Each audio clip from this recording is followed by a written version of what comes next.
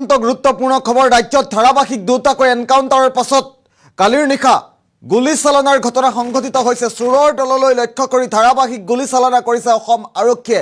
ৰাজ্যৰ কোন প্ৰান্ততে প্ৰচণ্ড গুলীয়াগুলীৰ ঘটনা সংঘটিত হৈছে এই মুহূৰ্তত জনাৰ চেষ্টা কৰিম।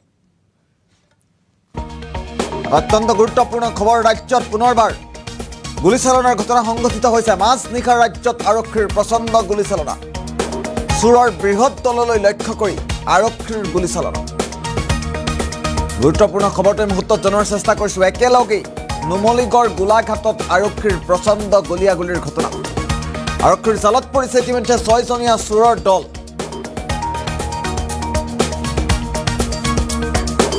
সোণাপৰ আলী, আব্দুল কালাম আৰু জয়দুল আলীক ইতিমধ্যে আটক কৰা হৈছে। মোবাইল টাৱাৰৰ সামগ্ৰী চুৰ কৰিবলৈ আহিছিল চোৰৰ দলটো, আৰু সেই সময়তেই আৰক্ষীয়ে প্ৰচণ্ড গুলীচালনাৰ ঘটনা সংঘটিত কৰিছে। চুৰি কাৰ্য সংঘটিত কৰোঁতেই আৰক্ষীৰ প্ৰচণ্ড গুলীচালনা। নুমলীগড়ৰ ৩৯ নং ৰাষ্ট্ৰীয় ঘাইপথত আৰক্ষীৰ এই গুলীচালনাৰ ঘটনা সংঘটিত হৈছে। উল্লেখ কৰিব বিচাৰিছোঁ, মাজনিশা ৰাজ্যত প্ৰচণ্ড আৰক্ষীৰ গুলীচালনাৰ ঘটনা আমি ইতিমধ্যে উল্লেখ কৰিছোঁ। ৰাজ্যত দুটাকৈ এনকাউণ্টাৰৰ পাছত মাজনিশা যোৱাকালিৰ নিশা প্ৰচণ্ড গুলীচালনাৰ ঘটনা সংঘটিত হৈছে নুমলীগড়ত। নুমলীগড়ৰ সমান্তৰালভাৱে গোলাঘাটতো গুলীচালনাৰ ঘটনা সংঘটিত হৈছে। এটা অত্যন্ত গুৰুত্বপূৰ্ণ খবৰ পুনৰবাৰ উল্লেখ কৰিছোঁ। আৰক্ষীৰ জালত পৰিছে ইতিমধ্যে 6জনীয়া চোৰৰ দল। আৰু নুমলীগড়ত এই ঘটনা সংঘটিত হৈছে আমি ইতিমধ্যে উল্লেখ কৰিছোঁ। মাজনিশাৰ ভাগতেই এটা চোৰৰ বৃহৎ দললৈ, কুখ্যাত চোৰৰ দললৈ এই গুলীয়াগুলীৰ ঘটনা সংঘটিত হৈছে।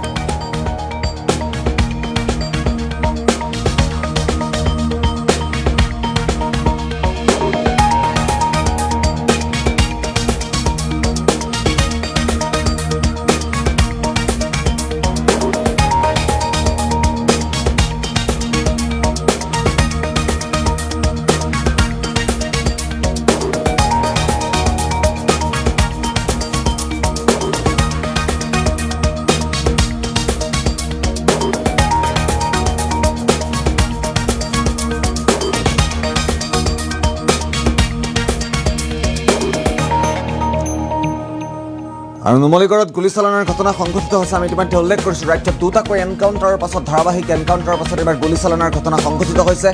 চোৰৰ বৃহৎ দললৈ লক্ষ্য কৰি আৰক্ষীৰ গুলী।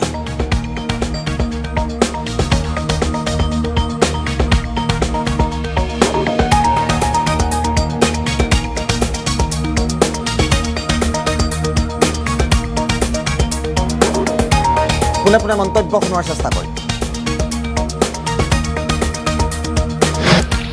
ৰাতি আপোনাৰ প্ৰায় ৩টামান বজাত মানে মই গুলী মাত শুনিলোঁ ৩টা।